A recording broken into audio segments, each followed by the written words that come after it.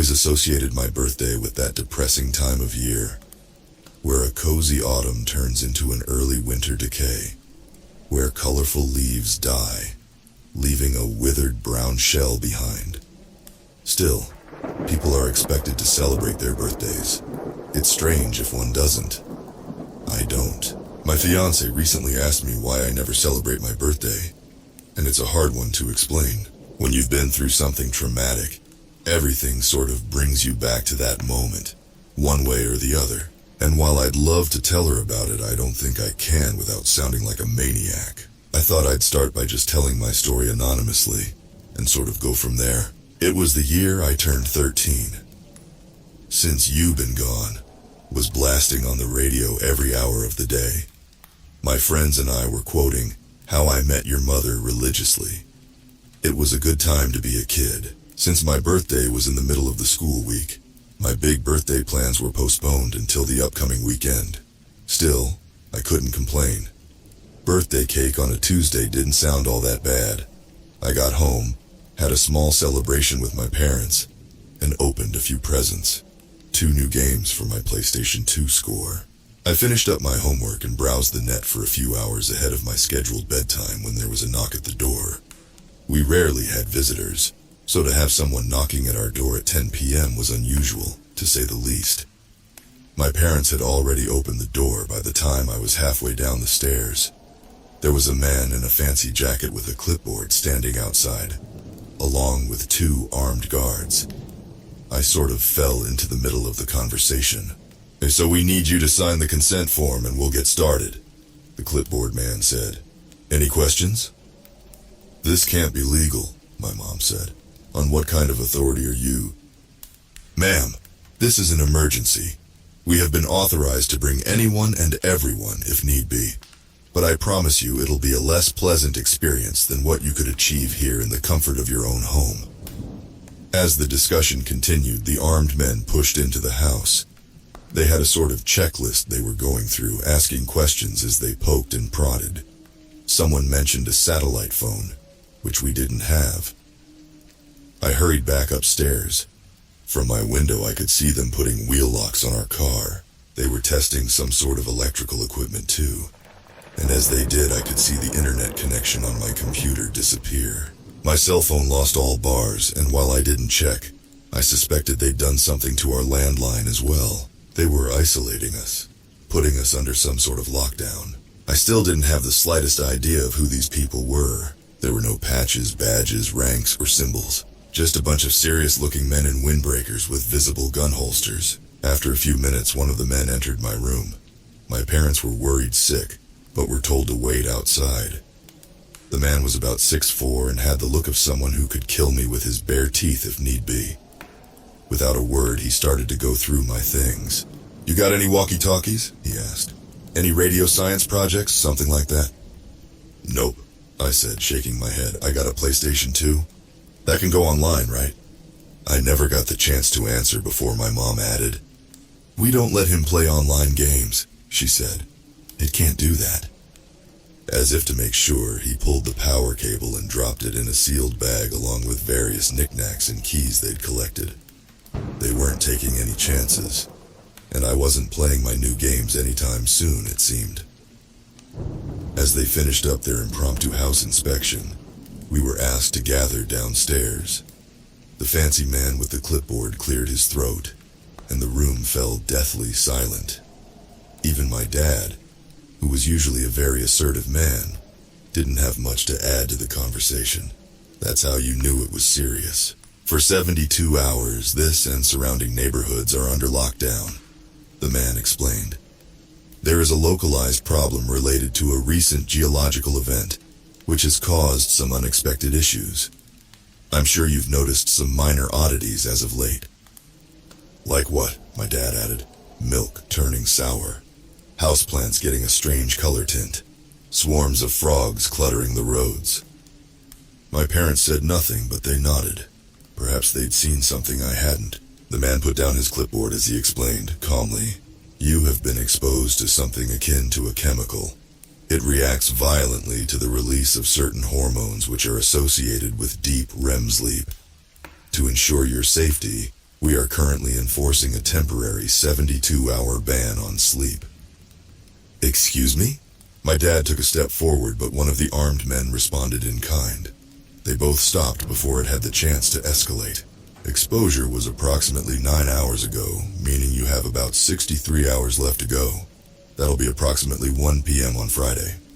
There is no way we can... This is non-negotiable. This is a matter of your security, sir. We have an emergency health service site, but I can promise you that it won't be pleasant. You will be chemically induced into sleeplessness for the full duration of exposure until the event has passed. It can cause long-lasting brain damage. We were handed a folder each explaining our responsibilities and rights. An unmarked red folder with 3 papers. One explaining their right to force this upon us. Another explaining that we'd already signed the consent papers. And a third one was a form explaining exactly when we could go to sleep. There was also an inventory form explaining the items we were to have returned at the end of the containment. They left a box of 50 glass vials, some kind of 4-hour booster shots. The man explained how underage children were not to take more than 1 every 7 hours, and that my mother, if pregnant, shouldn't take any at all. Luckily, my mom wasn't pregnant. I'm an only child. We were also given fiber bars with some kind of hormone supplement, unmarked and unbranded, but warm. Maybe they were made recently.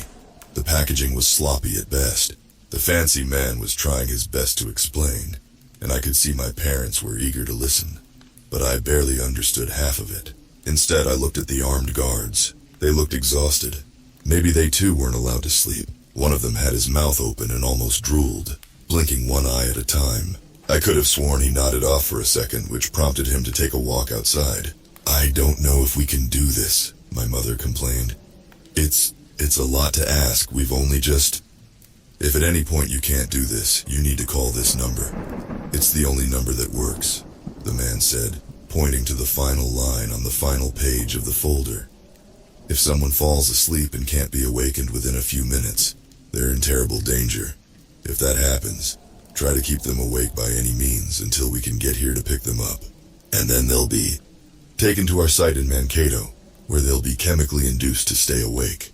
So what exactly happens if someone doesn't make it? My mom asked. If we all just fall asleep?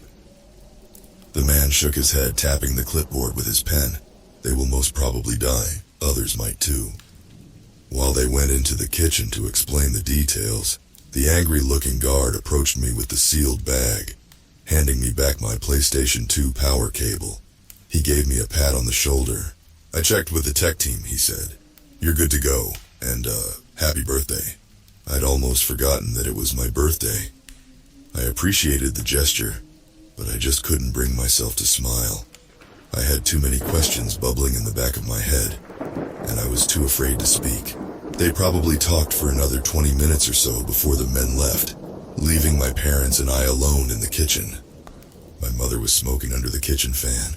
I'd only seen her smoke 2 times, once when she lost her job and another time when her father got sick. Smoking in the kitchen was a surefire way to tell something was wrong.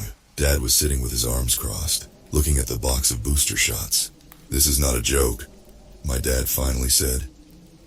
This is very serious. We're all gonna need to help each other to get through this. Mom said nothing, but I could see her hands trembling. She'd been crying. She was shaking so much that the ash from her cigarette didn't reach the ashtray. It just plopped down on the stove. We can't be alone, Dad continued.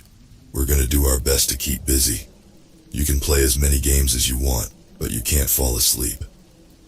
They gave back my power cable, I said. Does that mean it's okay for me to use the PlayStation? It's okay, Mom coughed. It's okay, honey. Play your games. For those first few hours, I didn't understand what the big deal was. No more school for the rest of the week, no bedtime and unlimited screen time. That didn't sound too bad. I gamed late into the night. Sly 2 and Ratchet and Clank were on the menu, and I had a blast. I got some snacks, along with one of those fiber bars. They tasted like twigs and raisins, but it made my brain calm. Not tired, but it made it easier to focus. It also made it harder to shut my eyes, making my eyelids itch. All lights in the house were kept on all throughout the night. Mom and Dad kept playing music on the downstairs stereo, and they desperately tried to keep me engaged. I was engaged enough just playing games, so I think it was more for their benefit rather than mine. At 5 a.m., Dad took his first booster shot. I could hear it all the way from upstairs. He was cussing pretty hard. Apparently, those things tasted like a mix of stale rice and death. Mom took her first boost about half an hour later, but she mixed it with orange juice. Apparently that helped. By 7 a.m. even I was feeling it. I'd never been up all night playing games like that on a school day before. Sure, I'd pulled all-nighters with my friends, but it was usually something we prepared for. So by early morning, I could feel myself nodding off. My parents were checking in on me every now and then and decided to act. We were having family breakfast, pretending as if we'd already slept. "You're always cranky in the morning," Mom said. "Try to imagine. This is just that. Another cranky morning." I knew for a fact that they'd slipped one of the boosters into my cereal. I saw 3 empty vials on the counter, and I knew none of them had taken a second one yet. Still, I had little choice but to try. We weren't even halfway through the containment yet. As we finished our breakfast, we could hear commotion outside. I was upstairs brushing my teeth, watching through the hallway window. It was our neighbors, Larry Peterson, the 55-year-old man who worked the fishing supplies at the local mini-mall, crawled out his front door. He was throwing up something black and blue onto the pavement. I'd never seen this man do anything more physically straining than trying to start a lawnmower, and now he was crawling on all fours like his life depended on it. I could hear his wife calling out from inside. She was screaming at him, but I couldn't hear what. Larry got up and almost leapt into the back of his pickup truck in a show of athleticism I'd never seen from him before. It wasn't until his wife got out of the house that I could hear what she was saying. "Larry!" she cried. "Larry, wake up!" I saw Larry Peterson grab a wrench, get out of the truck, and grab his wife by the hair. Suddenly, a hand covered my eyes as my father dragged me away from the window. I could hear a scream turn into a gargle, followed by a hearty laugh, one I'd heard 1,000 times before. The same kind of laugh Larry Peterson would chuckle up whenever my dad tried to pull off a bad pun. My mind painted me a picture of what had happened, and it wasn't pretty. My dad spun me around and stared into my eyes. I could tell he wasn't himself. There were lines across his face that I hadn't seen before. "Stay with me and Mom," he said. "Don't look outside. People are getting sick." "Are we getting sick, Dad?" I asked, a yawn escaping me. He shook me a little, as if to make sure I was paying attention. "We'll be fine," he said. "It's just a matter of time. But I don't want you to see people getting hurt. Larry isn't feeling well." There was a knock on the front door. Dad took point as Mom hid in the bedroom. I remember standing on the top of the stairs, looking over the railing to the floor below. There was a violent, angry pounding on the door. Larry Peterson's soft chuckle coming from the other side. He didn't say anything, he just pounded on the door with his wrench, laughing as he tried to get in. He went around the house, rattling our windows. He didn't get far before we could hear a car roll up. There was a popping sound, but not like a gunshot. I think they tased him. By the time I could hear Larry Peterson get dragged off, my mom had come upstairs with a smile taped to her face, asking me to show her how far I'd gotten in my fancy new video games. She was clearly trying to keep me distracted, but I didn't mind. At that point, I wanted desperately to be distracted. I could imagine Larry Peterson on the other side of the front door, his white t-shirt stained with that strange black and blue goo he'd thrown up, wielding that wrench with a manic grip. The thing was as large as my arm, and solid metal. I'd never considered it a weapon, but thinking about it made my blood run cold. Had he really killed Mrs. Peterson? Why? Mom and I spent the next few hours playing video games. We also made a plan.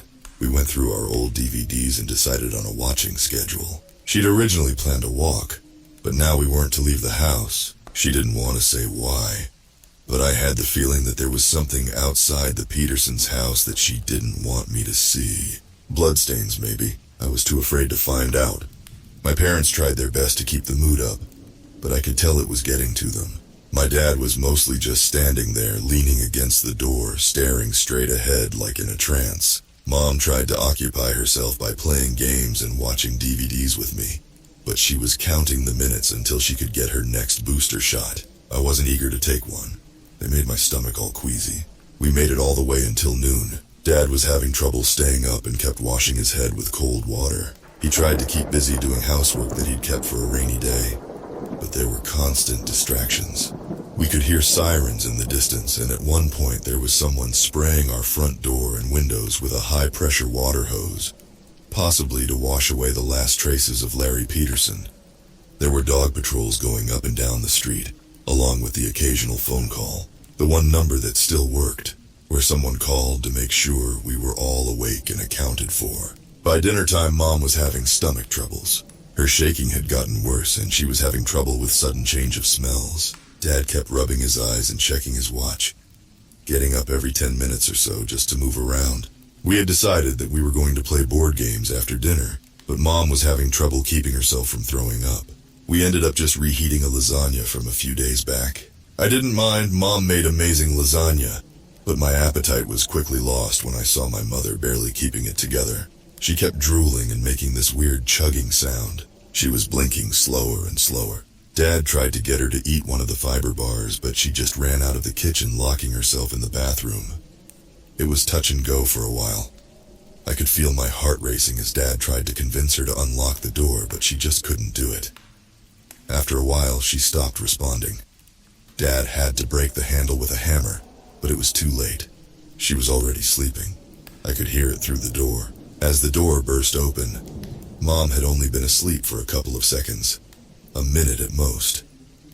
But she was sitting on the toilet, her head leaning back, and something was coming out of her mouth, black and blue fingertips, poking out over the edge of her lips. Her throat undulated. The moment Dad grabbed her, she tipped her head forward, coughing. Dad washed her face in the sink, while yelling at me to wait in the other room.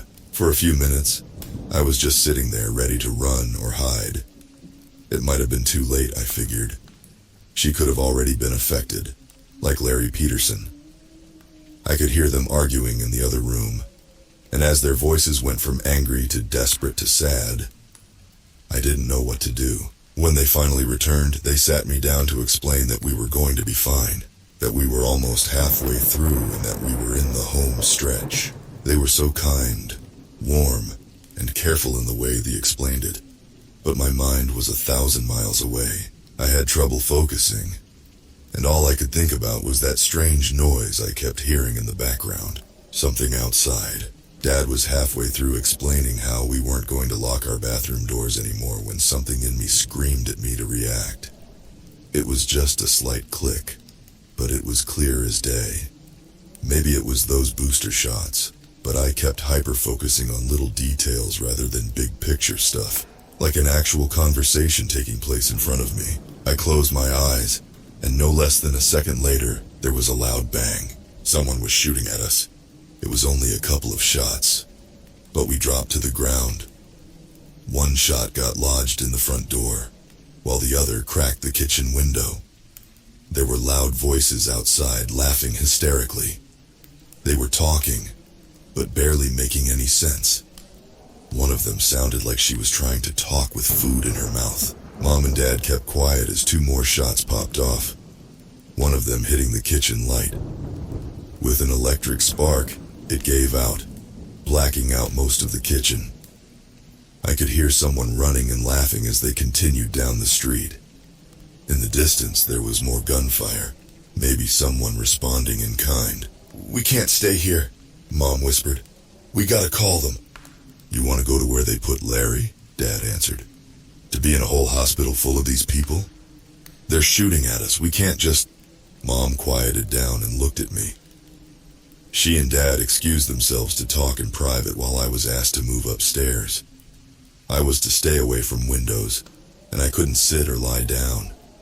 They'd be up to check on me in a bit, but of course, I was too curious. While still hearing them argue downstairs, I checked an upstairs window. I could see pretty far down the street, and in the distance, I could make out a car stalling on the side of the road. The headlights were still on, but it was surrounded by at least 6 people. 2 of them were dressed like the armed guards we'd seen earlier. It took me a while to realize there was an old man sitting in that car. I'd seen him around a couple of times, but I didn't know his name. The surrounding people were trying to crack the car windows with various weapons. Tire irons, bricks, hammers, lead pipes, whatever they could get their hands on. It didn't take them long to break through. They reached in to pull the man out. It was too far off for me to hear his screams, but I could vaguely see what they were doing. They held him down and covered his face with their hands. His eyes, his mouth, his ears, leaving only his nose to breathe through. Then they just sat there.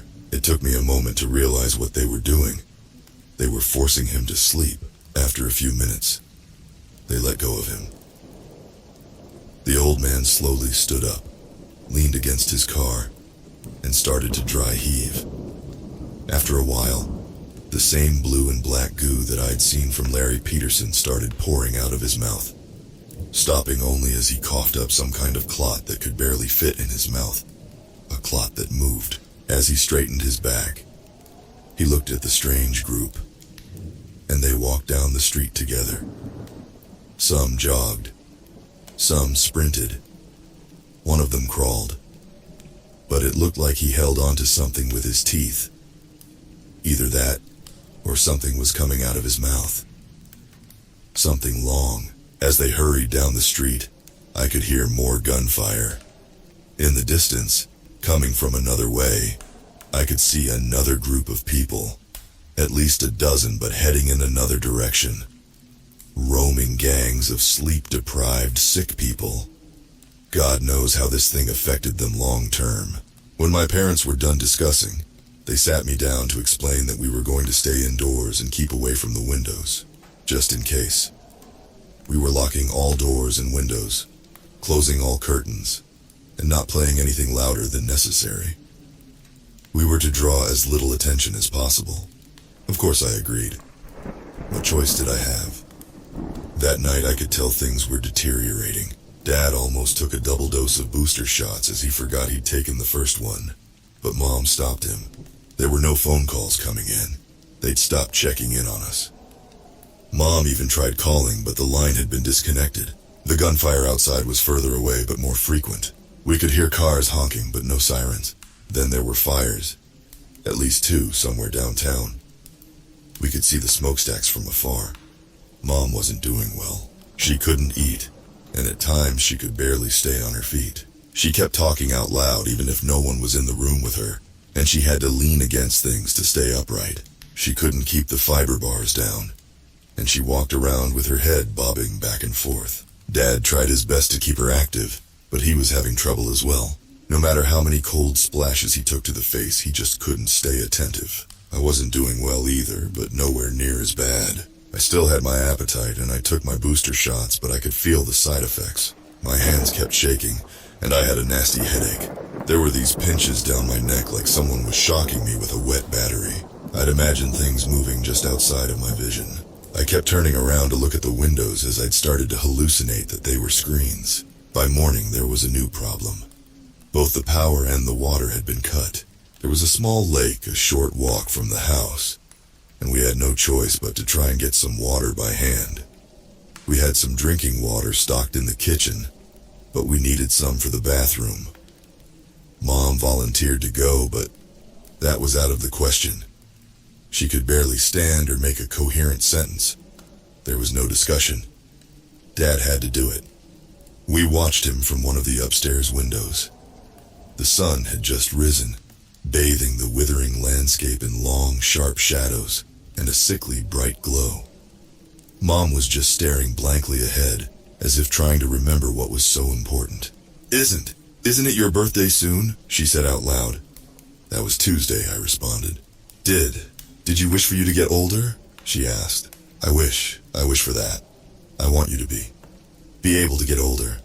She looked at me and laughed maniacally. She blinked one eye at a time, her left eye lingering a little longer than her right. Her eyes were sunken and dark, and she kept going cross-eyed. I think she meant well, but that look she gave me was nothing short of terrifying. It was like she'd been reduced to her most basic self. My mom was still in there somewhere, but most of it was just gone. After about an hour, I spotted Dad coming back. Mom and I were both relieved, but it didn't last long. I noticed he wasn't carrying any water. Moments later, I could see he wasn't alone. There were about 24 more people coming with him. Mom didn't seem to react. She just looked out the window and nodded to herself. For a moment, she was almost falling asleep standing up, her mouth moving up and down on its own like a bass out of water. I could see something moving in her throat. I shook her, and in a moment of clarity, she looked out the window again. As I heard something pound against the door downstairs, Mom pushed me into the closet. She ran downstairs to get the remaining booster shots and dropped it all on me along with her wristwatch and a couple of fiber bars. Someone will come get you, she said. Just wait and stay awake. I'll try to think of something. I didn't have the time to protest before she slammed the closet shut. I could hear a key slide into the lock downstairs. Dad may have forgotten something about who he was, but he hadn't forgotten how to use the house keys. I just sat there in the dark, listening. I curled up into a ball, but I didn't want to get too comfortable. I could hear furniture being turned over, unfamiliar voices yelling obscenities or incoherent nonsense. A fight broke out, and I could hear someone throwing something. Another person ran up the stairs and into the bathroom, repeatedly kicking the bathtub. A woman screamed, then a man. There was a gunshot, followed by windows being broken. I could hear a muffled scream as if someone was held down, maybe like they did with the old man outside the night before. I must have sat there for hours. In the dark, it was hard to tell if my eyes were open or not. I couldn't tell if I was really hearing something outside or if I was just imagining it. I could hear voices and whispers, but they didn't seem to make sense. Sometimes I imagined them standing just outside my door, asking me for the cheat codes for the games I'd played. All I had to keep my waning sanity company was my mom's wristwatch, and I could barely make it out. Time passed so strangely. I could be wrapped in a thought for what felt like hours, but only minutes passed. Then I'd catch myself staring straight ahead, and 2 hours could disappear. I kept repeating the next scheduled hour for the booster shot like a mantra, but things were getting stranger. The clock would go backwards. I'd imagine someone sitting across from me, a pair of white eyes staring back at me from the dark. There were little voices telling me to go to sleep, and I found myself nodding off. I could feel something moving in me like a hand trying to fit into a glove. I finally gave up and got out of the closet. I could barely stand as I dragged the booster shots and fiber bars along in a plastic bag. I didn't care if there was anyone downstairs. I needed to see something. I needed light, or some kind of stimuli. The whole house was trashed. Every piece of furniture broken. Every light smashed. There was blood spatter on the walls, and the front door was hanging on a single hinge. Every window was smashed, and our picture frames had been thrown across the room like ninja stars. But the strangest thing was an acrid smell coming from the kitchen. At first, I didn't understand what it was. It looked like a person, but there was the wrong number of limbs. After a few seconds of adjustment and trying to force myself to clarity, I realized it was a dead body. A young man with a knife sticking out of his chest, splayed out on the kitchen floor. His jaw was extended and broken on one side. There was a black and blue arm reaching out of his throat, reaching upwards to grab his own head. Something in me stirred. Something in me didn't like what I was looking at, and I wasn't sure if it was me or something else. I tried to push it down with a fiber bar, which, strangely, worked. I made my way outside in a daze. I didn't know what to do. Part of me wanted to find my parents. Another part of me wanted to get out of town. I wanted to look for a bike, or just start walking, or catch a bus. Of course, there were no buses to catch, but my sleep-deprived mind couldn't separate fact from fiction anymore. That entire night was one long living nightmare. I kept imagining things coming out from the dark.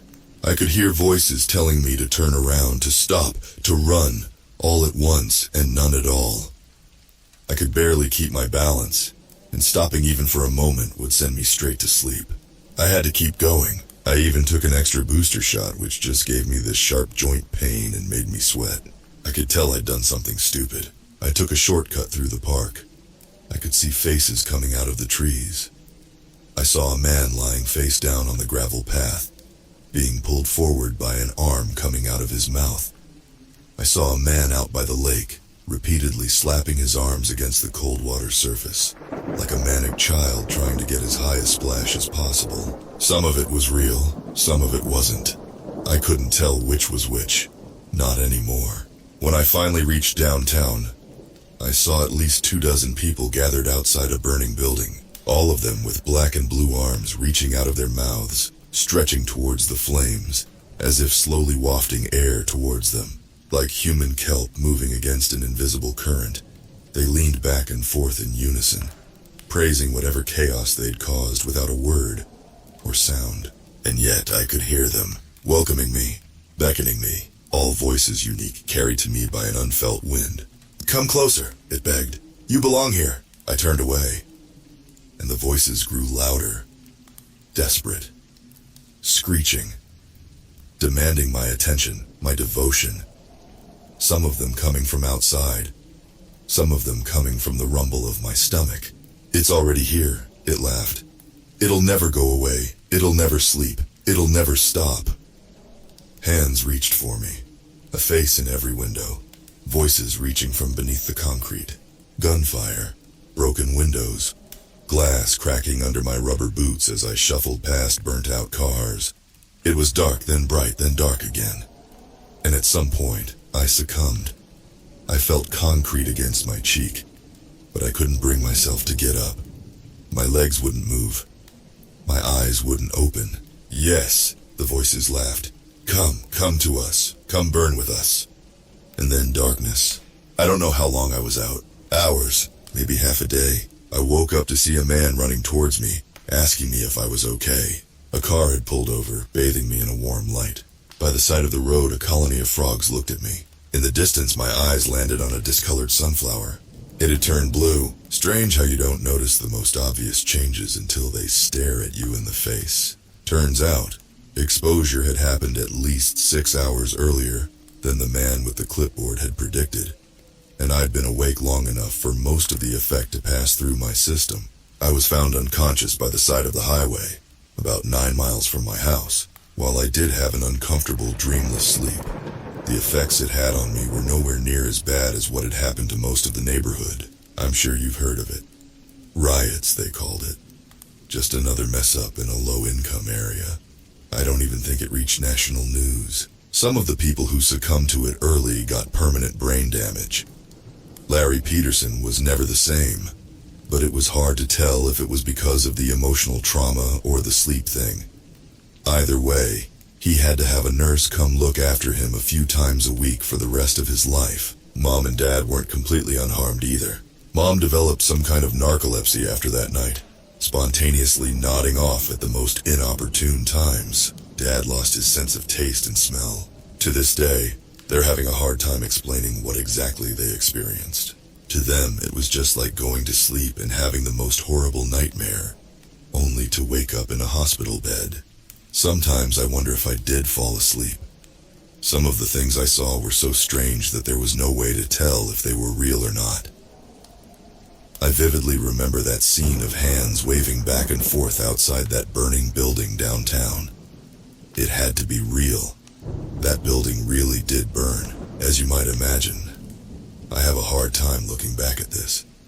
Thinking too much about it gives me this icy feeling in the pit of my stomach. Like a small part of me believes that this is all just a big nightmare. That I'm still just a clock's tick away from waking up in that closet, with someone standing just outside waiting for me. Or maybe it's something inside of me, still waiting to grab the reins. Maybe it's just a night away.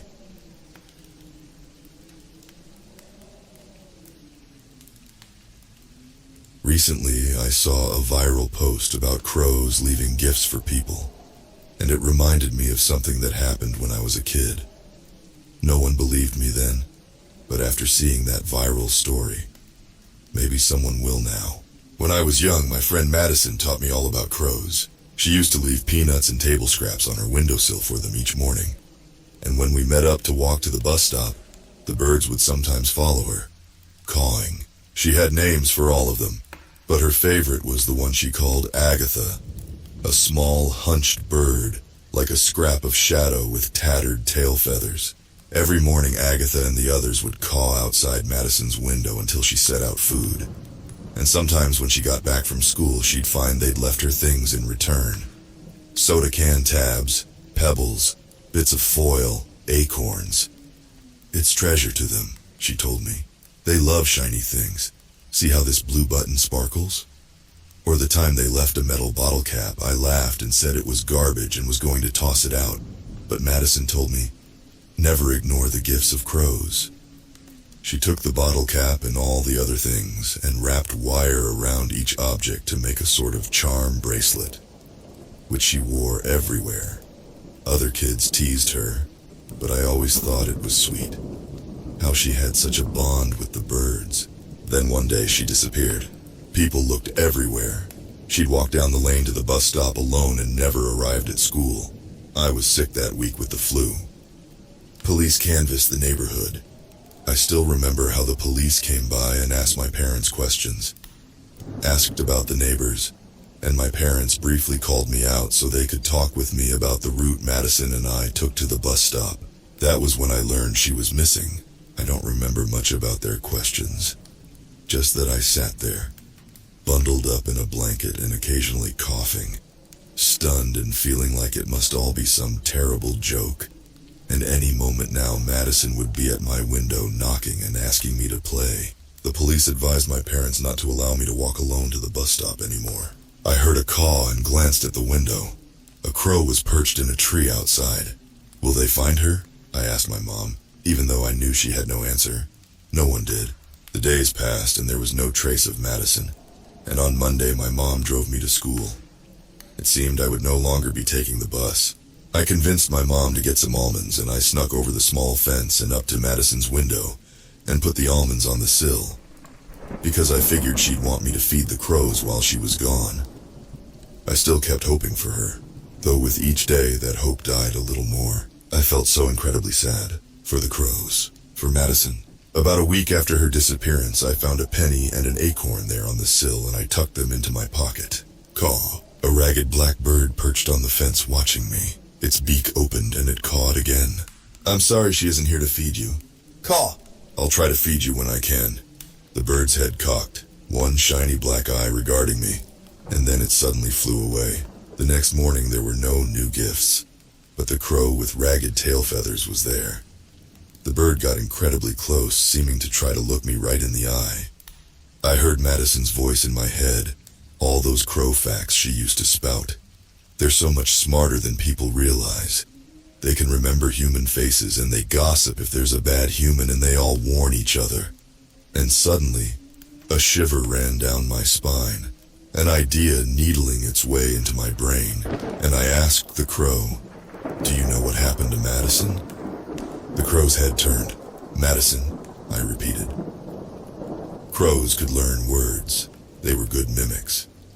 I'd never heard any of Madison's crows talk, but they watched her all the time, heard me and others call her name.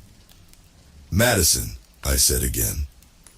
The bird suddenly flew away from me, only to perch in the branches of a tree and caw. My heart pounded. The crow was leading me someplace. It was a cold, damp November day. The clouds hung low and heavy in the sky. Mom would worry if I was gone too long, but I didn't care. I hurried over the wet leaves and into the woods. Nothing mattered except finding Madison, whether she was alive or... I didn't want to think about it, but it had been a week by that point. The crow with ragged tail feathers flew off every time I neared its perch, drawing me gradually deeper into the dark woods. Tree branches blotted out the sun, and I noticed more birds, perched like black leaves on skeletal fingers. I stopped when the crow I was following landed on the roof of a house. It was a beaten-down old house surrounded by junk, tires, the wasted remnants of what might have once been a vegetable garden. The posts holding up the front roof on the porch were splintering. The stairs to the front door bowed, and the paint on the door peeling. A pickup truck sat in the gravel driveway that wove through the trees toward the paved street somewhere beyond. I knew this house. Or I should say, I knew of it. It belonged to a man named Crandall, but Madison and I called him the Staring Man, because apparently Madison had caught him staring at her once or twice when she had walked past his property. It was because of her remarks about this that my parents, and hers, made us walk to the bus stop together, but we didn't really know much about him, other than that he was a recluse and looked like he was in his 30s. As far as anyone knew, he was law-abiding and had no criminal record. I didn't like him, but police must have already questioned him and found nothing because I saw smoke drifting from his chimney. "Caw," the bird eyed me. Its compatriots, perched in the trees around us, also looked down at me. I felt certain they had led me here, but there was nothing I could do on my own, so I rushed back home and burst through the front door and announced to my parents that I knew who'd taken Madison. They contacted the police, but when I told the cops about the crows leading me to Crandall's house, they burst out laughing at me. "Kid, they probably just wanted you to feed them," said the cop who seemed to be in charge. He assured me Crandall's property had been thoroughly searched. My parents apologized for wasting their time, and after I retreated to my room, I heard them all speaking in hushed voices about how kids work through this stuff in their own ways. There was only one thing left to do. I had to go and find Madison myself. The next day was a Saturday, and my parents usually slept in on weekends, meaning I'd have at least a few hours before they'd come searching for me. I got up early and slipped my shoes and coat on and went out. The faint red and pink of dawn spread through the sky as the sun rose behind the trees. As usual, I brought some food for the crows. I'd even tried to make a necklace of their gifts to me, though I wasn't as artistic as Madison. I saw several crows in her yard waiting for me. I told them good morning and scattered peanuts for them and said Madison's name several times, loudly. And then I crossed the yard and went into the woods, taking the route the crows had shown me before. Crandall's house was a good hike away, and it took some time before I at last arrived in the right area. As soon as I saw the dilapidated beige siding, I slowed, suddenly very aware how loud my crunching steps were through the fallen leaves. A few crows watched me. I didn't even know if these were Madison's crows or different ones. The woods were full of them this time of year. I didn't see the ragged tail feathers of the only one that I could recognize, the one Madison called Agatha. But even if they were different crows, it still made me feel better to have them around, and I touched the necklace for good luck, carefully keeping one eye on the door to the house in case the staring man should step outside. I began to search. "Caw!" I looked up. Disheveled tail feathers. As hunched as ever, Agatha watched me from a branch, cawed, and took off. My heart raced. I followed the bird. We ventured deeper into the woods around the house, and finally it perched on an old fallen log. The soil nearby had been disturbed. I could see even with the leaves all over, and the crow was pecking at something. A faint spark of light. A soda tab, I realized. A soda tab with a bit of wire looped through it. The blood pounded in my ears so hard it was like a roar, a rushing waterfall cascading through my veins. I could hear nothing but that sledgehammer of my heartbeat, ringing through my ears like a gong as I reached forward, a shaking hand, and pulled from the leaves Madison's charm bracelet. Then I squatted and began to dig through the soil with the crow perched just above me on the dead tree, watching me. Sudden cawing behind me, all around me, a series of short, sharp caws. Cack-cack-cack! The crow on the log, Agatha, opened her beak to cack at me and fluttered away. "Hey!" I slammed into my veins at the sound of the deep voice. I jumped, whirling around, and a rough hand grabbed me. The staring man. His eyes were hard, glittering, bluer than the sky. They might have been pretty eyes if they hadn't been so cold in his stubbled red face. "The fuck are you doing on my property?" he demanded, hoisting me by the front of my shirt.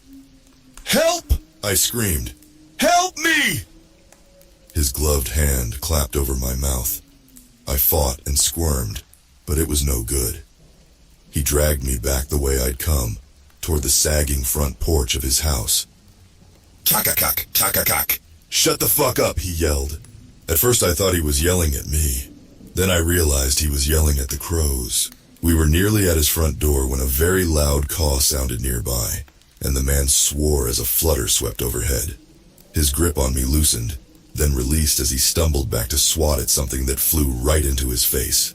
I scrambled and ran. Behind me, the man lunged for me, but the crows were darting in and out, dive-bombing him, and he tripped. I bolted all the way home. I got lost on the way, and for a little while was wandering the woods. Finally, I made it to my house and burst in, screaming at Mom and Dad to call the police. When I told the cops about the bracelet, they asked me to show them where, but the woods all looked the same to me when I led them back to Crandall's house. Without the crows, I couldn't find it. We searched all over. No bracelet. The officers seemed to think I was making the whole thing up. They did interrogate Crandall.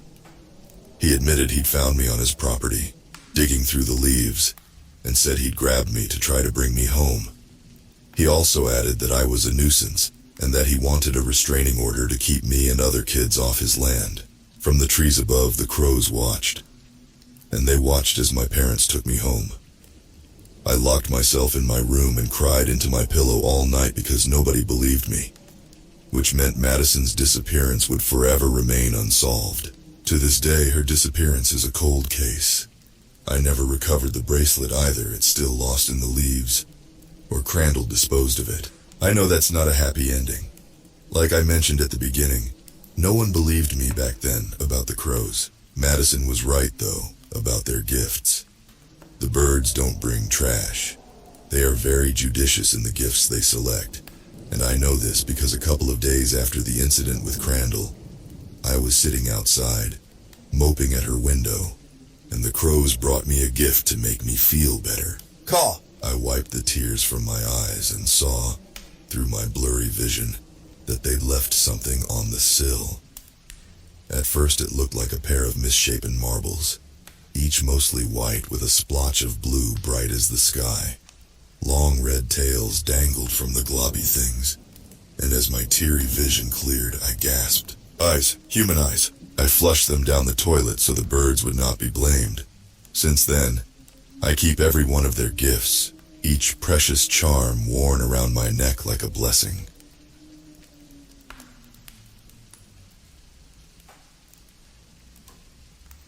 Hurry up in the shower, we have to leave soon. I yelled towards the bathroom at my husband. Every year, at some point in the days leading up to Christmas, our families get together. We were already making bad timing when he realized he needed a shower. I had misplaced my earrings, paranoid about making us even later. As I walked past the bathroom, I noticed the door wide open. My husband stood there, still naked from having recently departed the shower. He had draped a pastel orange towel over his head, one that I didn't even know he owned. It didn't cross my mind at the time, just a fleeting thought. He swayed gently from side to side, like a swinging pendulum. I giggled. Stop being silly, you know we're running late. Have you seen my earrings? Immediately upon entering the bedroom, I spotted them gently glistening on the bedside table. Relieved, I yelled again. Never mind. Found them. As I put the first in, my gaze fell directly ahead of me, at the painting of a lighthouse hung on our bedroom wall. My husband was never a stranger to local markets. He almost had a talent for buying the strangest items. I've grown used to it, but this painting always stood out to me as a bizarre purchase. The lighthouse stands as the subject, with a series of indistinct colorful blobs painted around the bottom. A crowd of nondescript people, I had always assumed. On the frame at the bottom, a title or note or quote of some kind had been etched in. The Jolly Good Fellows. My trail of thought was cut short as I failed to get the second earring in. I had stabbed myself slightly and began to head to the bathroom for the assistance of the mirror. He was still standing there, swaying. Honey, we really need to go soon. Please get ready. I approached the mirror. Seeing no blood, I breathed a sigh of relief and put the second earring in. The whole time, from the corner of my eye, I could still see him swaying. The towel blocked any view of his head. My patience was wearing thin. Had he even sorted his clothes out yet? "Honey, come on," I spoke as I lifted the towel from his face. Peering under, I expected to see him smiling, acting playfully. I felt a little bad, but being ever aware of the ticking clock, sometimes I have to remind him to have urgency, even when he's just playing around. His eyes were wide, his face emotionless. He stared forward as though there wasn't a wall a few feet from his face, like he was looking just a little past everything. He stopped swaying as the towel was removed, but remained in this state. I gently held his hand. "Come with me. Let's sit down." I knew something was wrong. As I guided him to the bed and sat him down, his arm felt limp, as though his muscles were void of any connection to the brain. "Let's get you some clothes, okay? We can talk about what's wrong." I tried to speak calmly as I turned around and searched through the wardrobe. I began asking questions, trying to take his mind off of things. My mind, while still aware of the time, was now more focused on my husband's well-being. Noticing a lack of answers or responses, I turned back to face him. "Have you ever jumped at the lack of something? Usually we jump at the sudden presence of something we were not expecting. Perhaps the sudden movement of an object we thought would remain motionless. But when I saw my husband wasn't behind me, my body jolted slightly. I hadn't heard him move, or felt him walk past me. I expected him to still be on the bed. The lack thereof was enough of a shift to shock me. "Honey?" I yelled slightly, wondering where he was. I walked past the bathroom. There he was, orange towel draped over his head, swaying gently at the same rhythm as before. "If you don't respond to me, I'm calling an ambulance." I needed a quick answer. My mind jumped straight to some form of brain injury, perhaps from falling over in the shower. I knew that acting fast is the only chance you have to minimize damage. He didn't answer. I removed the towel from his head as I dialed emergency services. Again, he stopped swaying. As I explained everything to them, I watched as he knelt down, picked the towel back up, and draped it back over his head. The swaying continued thereafter. Paramedics arrived shortly. He put up no fight and allowed them to escort him to the ambulance in a wheelchair. I kept asking questions about whether he'd be okay. They had to keep assuring me that whilst the hospital would do everything they could, they had no information to go off of. My racing mind looked past this and continued to ask similar questions regardless. He kept trying to stand up whilst en route to the hospital, yet would be compliant when gently pushed back down. As long as someone was guiding him, he would follow. When this stopped, would he try to move? The same had happened back home. He only got up and left once I had sat him down and let go of him. Through the sound of the sirens wailing overhead, the bumps of the ambulance's journey, and trying to hold back my tears, I could hear a familiar tune. My husband, showing almost no other signs of activity, was gently humming. I leaned in to get a better listen. It was a very low tone, and each note seemed to begin as a hum, yet end as more of a raspy breath. Each one seemed to continue for slightly longer than they were supposed to. But I recognized this tune he was humming, for he's a jolly good fellow. Arriving at the hospital felt like a blur. Everyone knew exactly where they were going. I was following along, completely lost in this maze of signs and painted lines intended to guide. We had left the ambulance and arrived at his assigned bed before I could process what was happening. As soon as he was laid down, the confusing blur continued. "Ma'am, could we borrow you in the next room? We just need you to fill out some paperwork." "Not until I know if my husband is okay," I snapped. "We understand, but the best chance at survival is if we understand everything. This paperwork will take care of some of that." I was assured that a doctor would be in the room shortly, and that my husband was in good hands. I shouldn't have listened. They certainly didn't. I explained that he kept trying to get up and walk about, but they clearly underestimated. I hadn't even helped the lady fill out my husband's personal information before we were informed that he was missing. "He can't be far. Keep an eye on all entrances. The staff spoke to each other urgently. I was asked to remain calm and continue helping with the paperwork, but I refused. I attempted to run around the hospital to join the search, but was quickly told that I don't have the authority to be wandering around alone. I hardly cared. My husband was the only thing on my mind. But I didn't want to be escorted out and risk not seeing him at all when he's found. I took my efforts outside the hospital. I looked around the parking area and then the nearby streets. After an hour and a half, I was still wandering, with no word from the hospital of any findings in the building.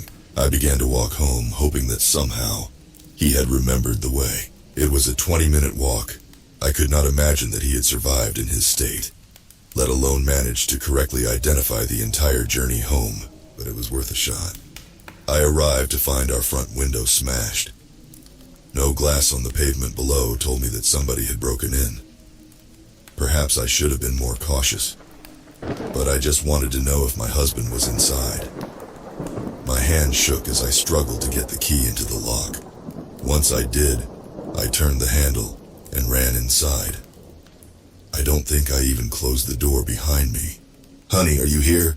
I don't know if I was surprised to see what I saw, or whether I expected this.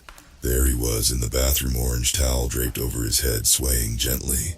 This time, a pool of blood collected on the tiled floor below, dripping from his right arm. Cuts on his legs and torso told the full story.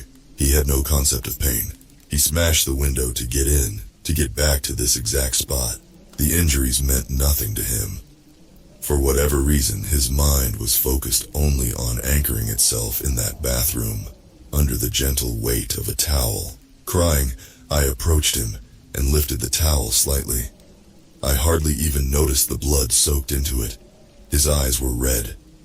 Had he even blinked since this began? The humming continued. I should have contacted emergency services immediately, but instead, I just stood there.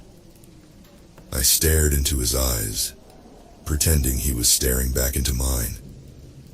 I wanted him back. Gently, he lifted an arm and pulled the towel back down over his face. I don't know how long I stood there sobbing. "Please talk to me, I love you." The gentle humming would have been comforting, but the slight inconstancy of the rhythm was a subtle reminder that my husband had no awareness.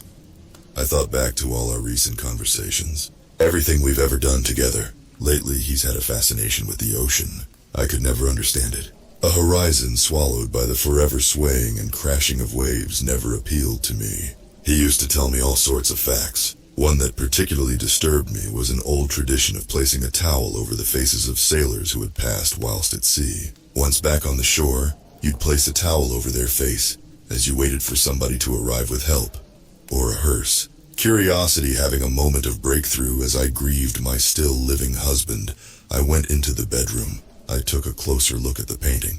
The blobs at the bottom of the lighthouse, I had always assumed them to be nondescript people, with little detail added, though I had never understood why the blobs were so colorful. Only then did I realize they were not a crowd gathering at the bottom of the lighthouse. They were dozens of bodies laid out on the shore. Pastel-colored towels were draped over their faces. Perhaps my husband is there now, forever visiting the lighthouse, staring into the horizon as it's swallowed by the ocean.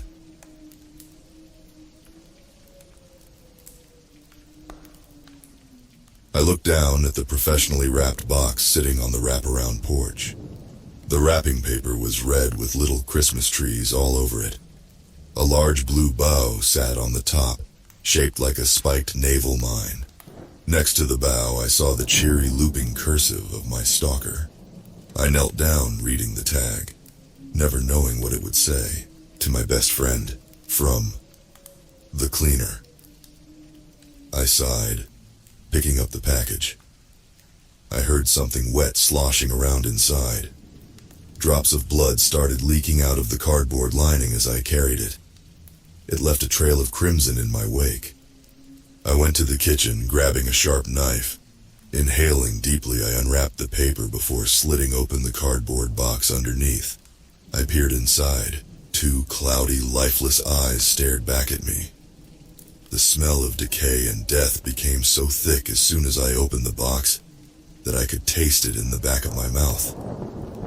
I backed away quickly, but even when I closed my eyes, the mental image stayed with me. He had sent the decapitated head of a child, its blue lips pressed tightly together as if in an expression of disapproval. Squirming larvae ate at the stump of his neck and came out of the child's ears. Next to the head I saw a DVD case. On the front cover in huge, spiky letters were the words, "Watch me." I sat in front of the TV, the DVD spinning rapidly in the player. The black screen rippled with static. A jarring cacophony emanated from the speakers. And then, a second later, a face appeared. The Valley Ripper always wore the costume of a Baphomet in these videos. He had on a black robe. On his face, he wore a mask that made him look like a goat. 2 giant black horns twisted from his head. The eyes of the mask looked bleached white and dead. "I have sent you a present," he said, using a synthesizer to change his voice. It came through as deep and demonic. "Our game is not yet over. Do you know why I have chosen you?" "Because you're a fucking psycho," I whispered to myself. "Because you have potential. I saw it in you the first day we met. You are not like the others. Within you, you have the seeds of the Overman. You have the seeds of greatness. For the last 10 years, I have tried to push you towards self-realization. You have the same power within you that I do, but I did not realize it on my own. My father took what was a formless lump of clay and molded it into a masterpiece. I see now that I will have to do the same with you." "Oh God," I moaned. "Oh shit." I felt nervous about the ominous promises he made on the video. Moreover, I mourned the loss of life. But most of all, I knew these deaths were all my fault. Because in reality, I could have helped stop the Valley Ripper at any time. But I didn't. I reflected back on how I had gotten myself stuck in this quagmire. The first time I met the Valley Ripper, I had been roaring drunk. I drank constantly back then. Every night I would pass out. Undoubtedly, I was an alcoholic. I stopped drinking a few years ago, but not before that poison did inestimable damage to my life and liver. If it weren't for rehab and AA, I strongly believe I would be dead. I remember driving home from some concert. I can't even remember the band now. A friend from work had invited me, and I never missed an opportunity to drink socially. I never missed an opportunity to drink, period, now that I think about it. My friend Ellis pounded me on the shoulder as I downed my second shot of imported Russian vodka. "Puts hair on your chest," he yelled, trying to be heard over the jarring music. He started laughing, the bright multicolored lights flashing off his glasses. I motioned to his shot. "You next," I said. He took it down without expression, slamming the empty shot glass on the wooden counter. Ellis was a huge man, nearly 7 feet tall. He had a dark brown mustache. Matching wavy hair ran down over his forehead. Thick muscles covered his arms and legs. His skin looked as white and pale as powdered milk. The bartender brought out 2 Long Island iced teas. I started chugging the delicious boozy concoction. I could feel total release just around the corner, an impending blackout. The music blared in our ears, the metal guitar solos blasting a rapid succession of chords. "I think I'm going to get headed out," I shouted loudly in Ellis's ear after I finished my drink. "If I stay here much longer, I'll be way too drunk to get home, and I have to work tomorrow." Ellis nodded, yawning. He got up and threw some money on the counter. I did the same. "All right, let's go," he said. "It's only a 10-minute drive anyway." Ellis lived close, only about a 3-minute walk from my house. As I walked outside, the cool air swept over my skin. I felt the sweat start to evaporate like light mist in a breeze. "So you watch the news lately?" Ellis asked conversationally. My ears still rang from the shrill whine of the guitars and the harsh shrieking of the vocalist. I shook my head. "I don't own a TV," I said. He looked at me in amazement.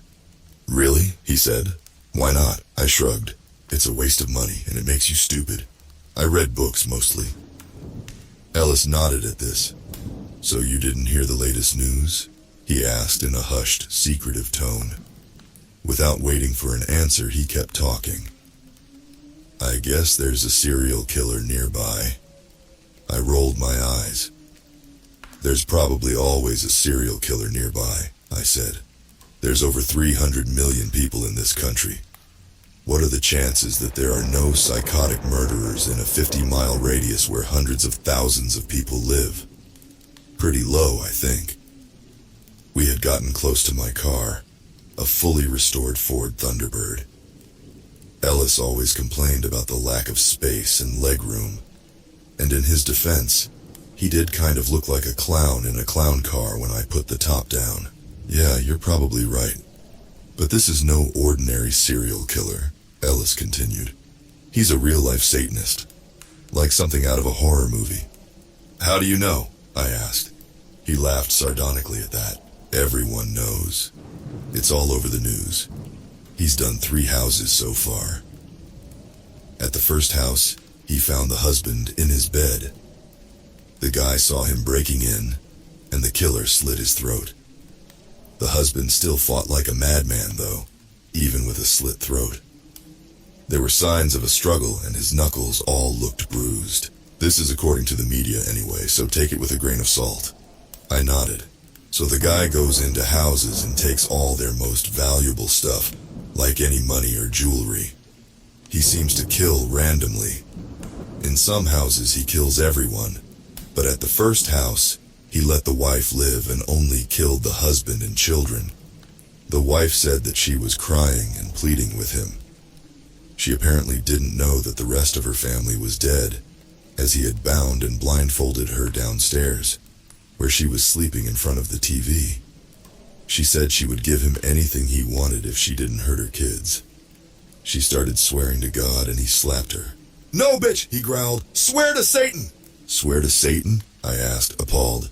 Ellis nodded grimly. Yeah, apparently the guy is a real-life Satanist.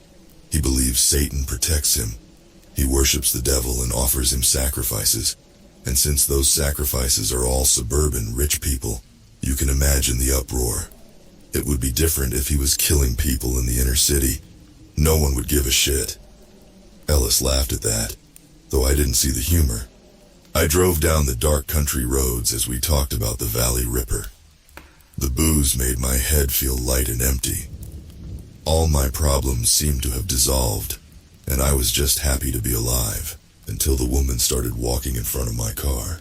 I was trying to light a cigarette at the time. If I hadn't drank so much, I might have been able to save the situation. But by the time I looked up, a collision had become inevitable. Look out! Ellis screamed in panic, looking up from his phone at the last possible second.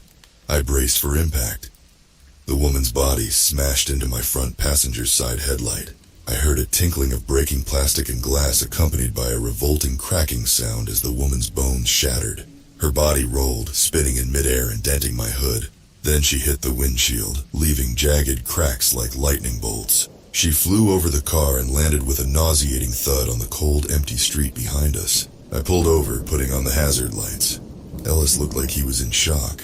Is she dead? He asked, gulping heavily. I opened the driver's side door and vomited on the pavement before stumbling out of the car.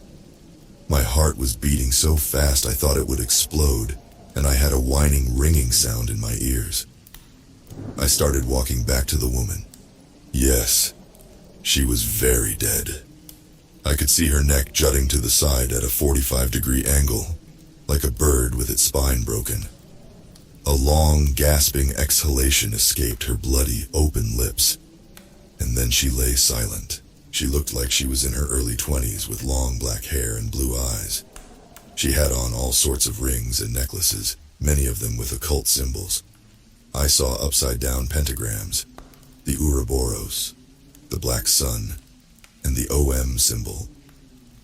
A rather esoteric collection, I thought to myself.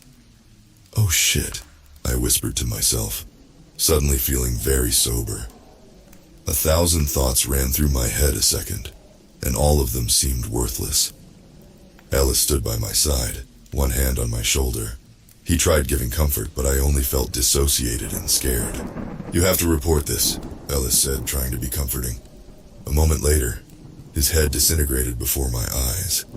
I heard a deafening gunshot. The stump of his neck continued to pump blood for a few seconds before his body fell, his hand sliding down my back as he went. I started screaming, trying to run, but I hadn't gotten more than 10 feet when a hand grabbed me by the arm and spun me around. I saw a man standing there in a black robe with a goat mask over his head. He had a sniper rifle slung around his shoulder and a pistol in his right hand. He tilted his head slightly like someone curious about a new arrival. "Do you know who I am?" he asked in a deep, almost robotic voice. He had no inflection to his word or change in cadence. It gave his voice a reptilian quality. The Valley Ripper?" I said, feeling very cold. Goosebumps began rising all over my skin and I started shaking, my hands trembling. He nodded slowly. "That's what the media calls me, so I hear. It's as good a name as any." He knelt close to me. "I've been watching you, John. You scam your own co-workers, family and friends, steal their money and leave town. How many times have you done it? How long until you got him too?" He pointed at Ellis's nearly headless corpse. I gaped at the man. How did he know so much about me? "Don't get me wrong, I admire what you do," the serial killer continued. "There is no such thing as right and wrong. The only right in this world is what serves the strong. The only wrong is weakness. You have exploited the weakness of others. This is only natural for superior beings like you and me." "I'm nothing like you," I said, spitting the words at him. He didn't seem the slightest bit affected. "Then why haven't you called the police yet?" he asked. "You just killed a girl. You're just going to let her rot here? Are you planning on driving away?" "No," I responded slowly. Actually, I didn't know what I had planned. A rising sense of panic and dread had nearly convinced me to just hop in my car and get far away from the accident. "Look, it's not entirely your fault," the man said, a note of glee in his voice. "I did happen to drug her and send her out into the road when you were near. I figured with the amount you drank you would plow right into her, crack and smash and bang." He shrieked with laughter at the image. "And you did. Right on cue, brother. Right on cue." "I'm not sure what you want with me," I said, a flash of anger rising and dissipating within my chest in an instant. "I don't understand why you're doing any of this." "Because you have potential, and I want to talk to you and make a deal." He pointed at the 2 corpses on the road. I was grateful that almost no cars traveled this way at night. The town we found ourselves in only had 100 people in it, and when it got late, the roads looked like ghost towns.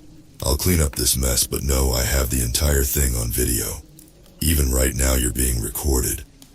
I recorded the accident from multiple angles. You and your license plate are visible in every single one."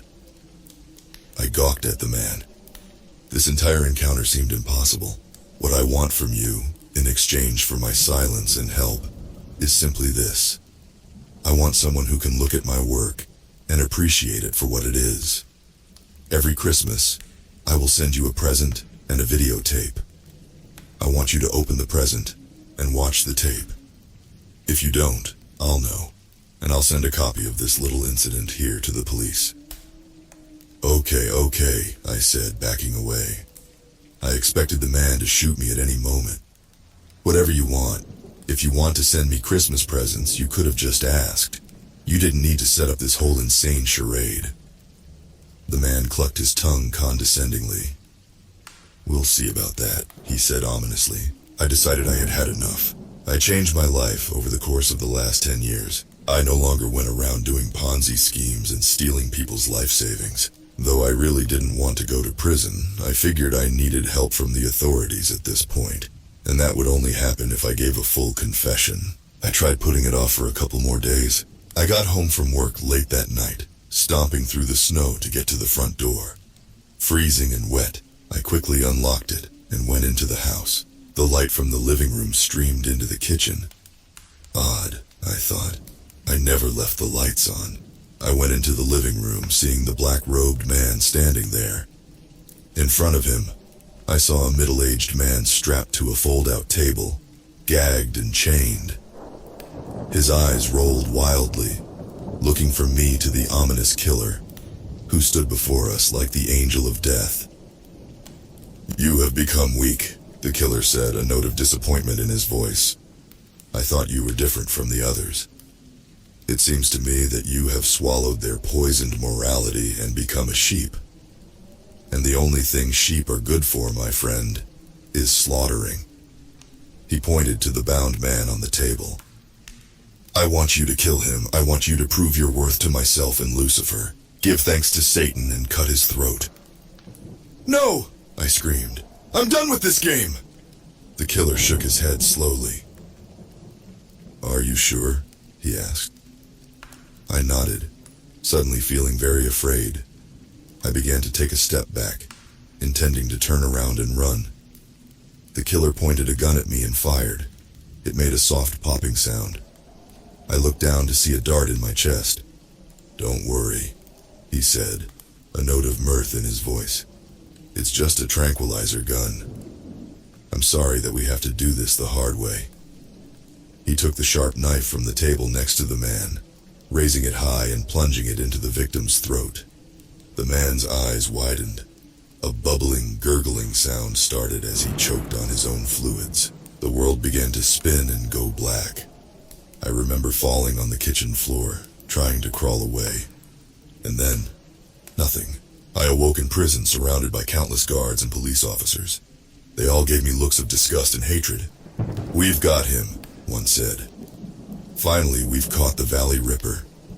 We found all the knives, guns, and rope used in his house, and even the body of one of his victims. They had also found videotapes, including the one of me hitting the woman. They had found the black robes and mask he used. No one believed me when I protested and tried telling the story. I barely believe it. It's too fantastic, too bizarre. I'm writing this from prison. My lawyer grudgingly agreed to share it. Even though no one will believe me, I want to let people know, because the Valley Ripper is still free, and I don't know what he's going to do next."